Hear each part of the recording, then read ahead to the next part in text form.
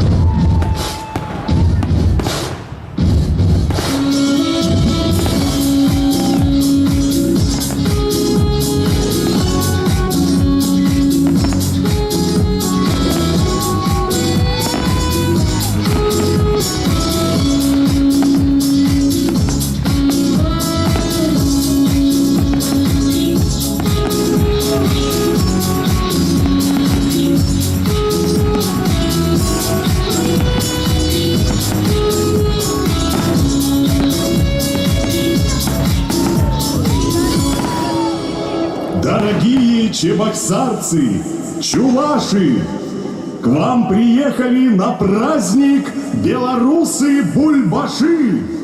С Днем Республики вас поздравляем, счастья и добра желаем. Процветает пусть из года в год ваша страна и ваш народ. Со святом, сябры!